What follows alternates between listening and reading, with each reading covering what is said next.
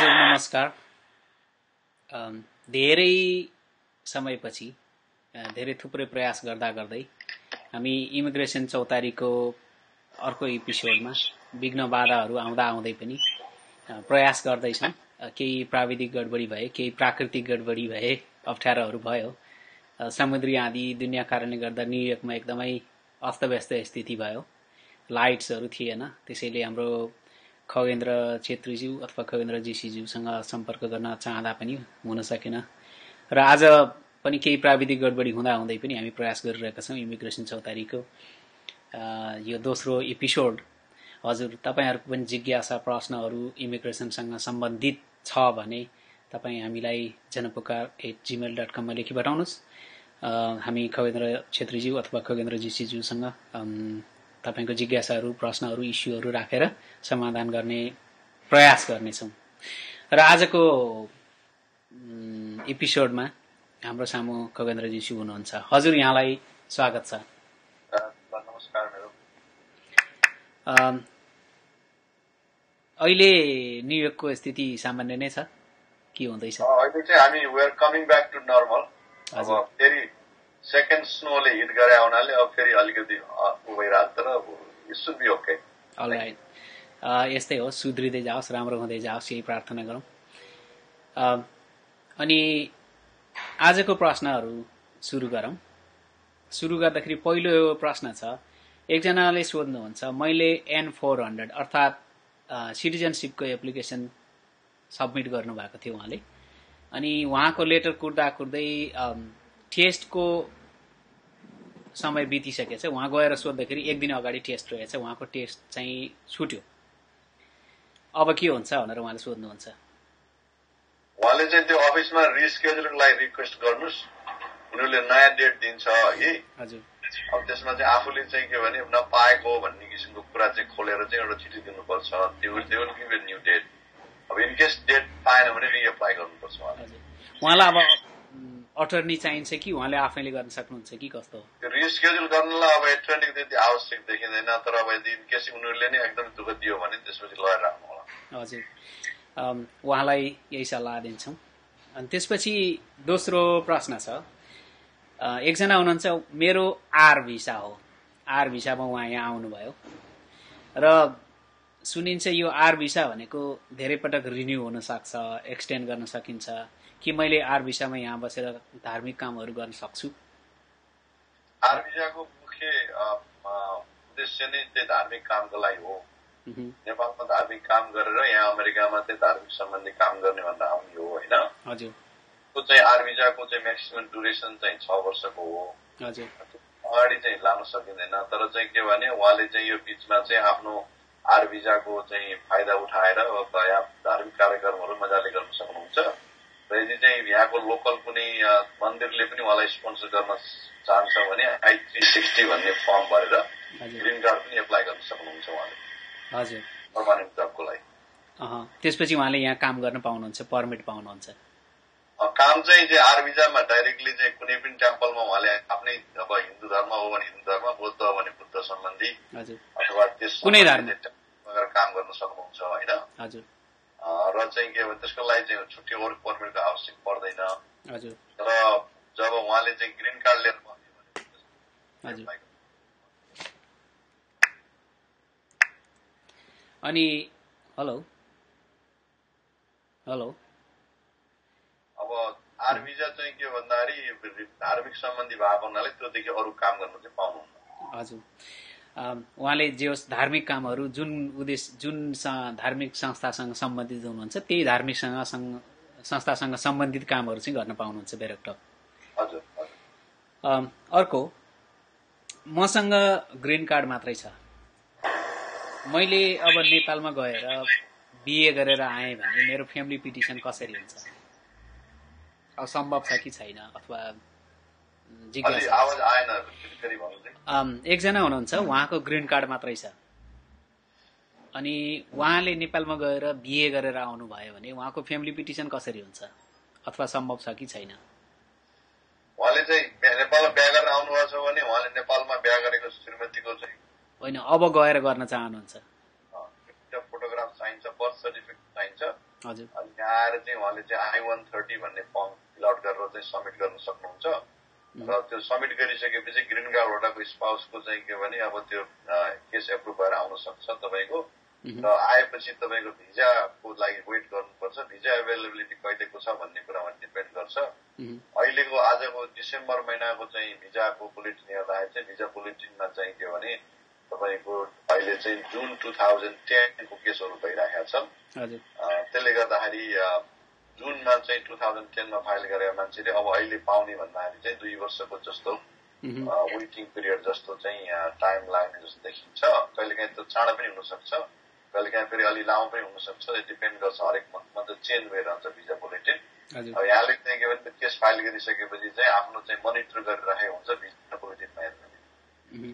Visa bulletin चाहिँ के भन्दाखेरि यस डिपार्टमेन्ट अफ स्टेटको भिजा बुलेटिन भन्ने सेक्सनमा गएर वेबसाइटमा तपाईँले चेक गर्न सक्नुहुन्छ यो F2B भन्ने क्याटेगोरीमा चाहिँ त्यो भिजा बुलेटिन चाहिँ यहाँले चाहिँ अल अदर कन्ट्रिजमा नेपाल पनि पर्छ त्यो सेक्सनमा हेर्नु होला उहाँको जिज्ञासा चाहिँ के भने उहाँले पहिले बिए गरिसक्नु भएको छैन अब गएर गर्न चाहनुहुन्छ त्यसमा केही प्रब्लम पर्दैन त्यो गएर बिहा गर्नुहोस् हैन सबै रेकर्डहरू राख्नुहोस् अनि ग्रीन कार्ड भएको मान्छेले पनि त्यो फ्यामिली पिटिसन गर्न पाउँछ ग्रीन कार्ड मात्रै भएको मान्छेले अब गएर बिए गरेर फर्केर यहाँ आएपछि अनि फाइल गर्नुहोस् पिटिसन बिहाको सर्टिफिकेटहरू लिएर आउनुहोस् ए भनेपछि उहाँले पहिला जानु पर्यो बिए गर्नु पर्यो अनि त्यो डकुमेन्टहरू ल्याएर यहाँबाट पिटिसन गर्नु पर्यो यहाँ आएर पिटिसन फाइल गर्नुहोस् हजुर अब अर्को छ एउटा कुरा भर्खरै सुन्नमा आएको छ अब यो कतिसम्म साँचो हो एकजनाको जिज्ञासा छ भर्खरै आएको यो परिवर्तन इमिग्रेसन सम्बन्धी लमा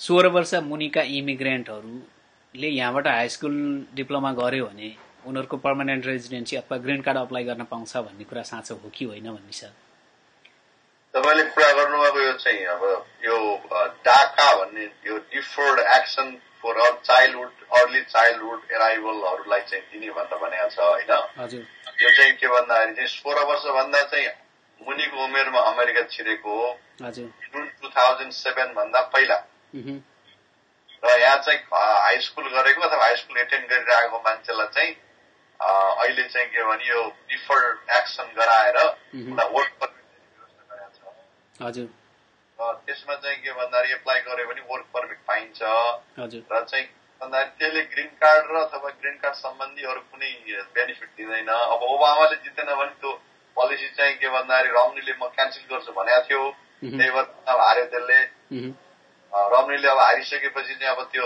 ओबामाको पोलिसी त कन्टिन्यू हुने नै भयो त्यस कारणले चाहिँ एप्लाई गरे हुन्छ यसबाट ग्रीन कार्ड चाहिँ पाउँदैन तर मेरो विचारमा once you are in the system त्यसैपछि पछि यसले चाहिँ के भने पर्मानेन्ट रेजिडेन्ट अथवा कुनै अर्को बेनिफिटको लागि चाहिँ डेफिनेटली हेल्प चाहिँ गर्छ त्यस कारणले मेरो भनाइ के भने एप्लाई गरेकोमा बेटर छ हजुर यो पनि जिज्ञासा भयो अब अर्को छ एकजना नेपाली नागरिक हुनुहुन्थ्यो उहाँले अर्को एकजना नेपाली नागरिकसँग बिए गर्नुभयो अथवा बिए गरेर यहाँ ल्याइनु भयो भनौँ न त्यसपछि 2 वर्ष भित्रमा उहाँहरू बीचमा फेरि डिभोर्स भयो र उहाँको सिटिजनशिप भएको छैन अबको स्थिति के हुन्छ ग्रीन कार्ड दुवैजनाको छ तर एकजना 2 मध्ये एकजना चाहिँ सिटिजन हुनुहुन्थ्यो त्यसकारणले गर्दाखेरि अर्को स्पाउसले ग्रीन कार्ड पाएको हो अर्को स्पाउसले जसले ग्रीन कार्ड पाएको उसको ग्रीन कार्ड चाहिँ 2 वर्षको कन्डिसनल ग्रीन कार्ड होला मेरो विचारमा 3 वर्षको कन्डिसनल थियो अरे हैन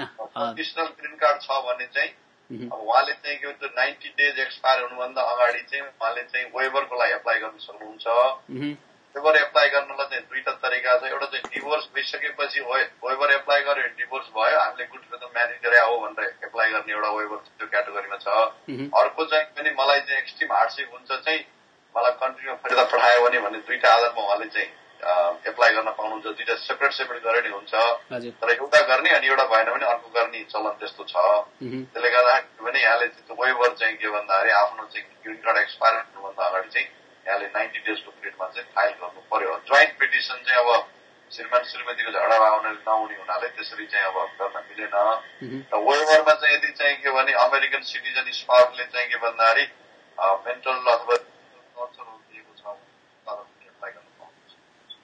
उहाँको भनाइ चाहिँ के भन्दाखेरि अब बीचमा झगडा भयो कुरा मिलेर अनि छुट्टी बस्न थालियो अनि अब डिभोर्सको स्थितिमा पुग्यो डिभोर्सको स्थिति यहाँ पुग्नु भएको छ भने डिभोर्स चाहिँ भएको छैन भनेर 90 days एक्सपायर हुनुभएको छ भने तपाईँले हार्डसिपको आधारमा एप्लाई गर्नुहोस्।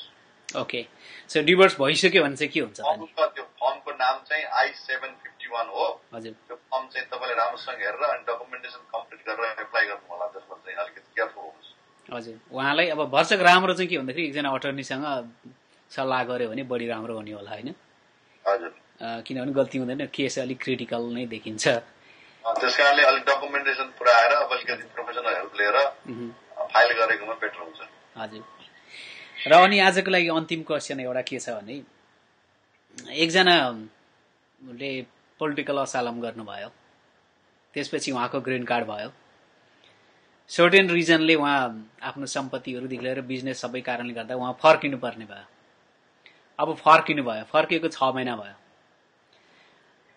अब उहाँको ग्रिन कार्ड चाहिँ रिभोक भएको स्थिति छैन, कायमै छ। अनि यो स्थितिमा उहाँले आफ्नो स्ट्याटस कायम गर्न सक्नुहुन्छ कि सक्नुहुन्न? ग्रिन कार्ड त ठुलो बात छैन नि, 6 महिना अब 8-9 महिनासम्म फर्किनु भयो भने फाइन।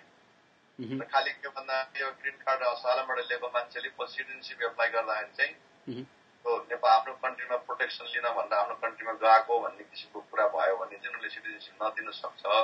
तर इमर्जेन्सी कारणले कसैको चाहिँ आफ्नो फ्यामिलीमा डेथ भएको, कोही सिरियस भएको रेकर्ड छ भने अमेरिकन गभर्मेन्टले केस बाई केस बेसिसमा त्यो कुरा वेभ गर्ने हुनाले त्यसलाई तपाईँलाई चाहिँ प्रब्लम देखिँदैन। युजुअली चाहिँ के भन्दाखेरि unless you have extreme situation नजानुहोस् भन्छ आफ्नो कन्ट्रीमा असालम भएको मान्छेले। तर अब इमर्जेन्सी सिचुएसनले गएको भनेर तपाईँले डकुमेन्टेसन प्रुफहरू दिन सक्नुभयो भने त्यसले तपाईँको ग्रिन कार्ड कन्टिन्यू गरिदिन्छ। ओके, अब उहाँ चाहिँ लगभग अब 11 महिनासम्म अथवा आउनु भएन भने, फिर्ता आउनु भएन भने के हुन्छ? रिभोक हुन्छ, गर्न सक्छ? अब 11-12 महिना भन्दा बढी पाउनु हो भने त रिभोकै गर्छ। हजुर, तर टाइमले आउनुभयो भने तपाईँलाई चाहिँ त्यो एक्सप्लेनेसन दियो भने त्यसले काम। हजुर, हुन्छ। समय प्राविधिक गडबडी र सारा बावजुद अनि यो समुद्री आँधीको बावजुद पनि, फेरि अर्को स्नो, यो प्राविधिक अप्ठ्यारो र अडचन हुँदाहुँदै पनि, व्यस्तताको समय हुँदाहुँदै पनि समय दिनुभएकोमा खगेन्द्रजीलाई धेरै धेरै धन्यवाद ज्ञापन गर्न चाहन्छु। प्राविधिक कारणले आज हामीले अडियोमा गर्न सक्यौँ, यो पनि धेरै अहोभाग्य मान्छु। यो स्थितिमा यति पनि हुन सक्यो। हजुर, यहाँलाई धेरै धन्यवाद। फेरि तेस्रो एपिसोडमा यहाँसँग फेरि भेटघाट हुनेछ। र तिहार नजिकै भएको हुनाले आम नेपालीहरूलाई के भन्न चाहनुहुन्छ? विजय, अब अहिले त तिहारको उपलक्ष्यमा सबै नेपाली दाजुभाइ दिदीबहिनीहरू र मान्यजन सबैलाई मेरो चाहिँ हार्दिक शुभकामना छ। र हाम्रो चाहिँ यो जनपुकारको यो चौतारी कार्यक्रम सञ्चालन गर्ने तपाईँहरूको सम्पूर्ण टिम र जनपुकार तिहारको धेरै धेरै शुभकामना। हस्, यहाँलाई धेरै धेरै धन्यवाद खगेन्द्रज्यू। आउने एपिसोड 3 मा भेट हुने नै छ। तपाईहरूको पनि यदि इमिग्रेसनसँग सम्बन्धित जिज्ञासाहरू, प्रश्नहरू, समस्याहरू इत्यादि छन् भने लेखी पठाउनुहोस् janapukar@gmail.com मा। र आजको कार्यक्रमबाट म कृष्ण केसी, janapukar.com का सञ्चालक धनञ्जय नरसिंह केसी र चिफ एडिटर सोनिया केसीलाई पनि बिदा दिनुहोस्। हस्, नमस्कार, फेरि भेटौँला। नमस्कार, थ्याङ्क यू।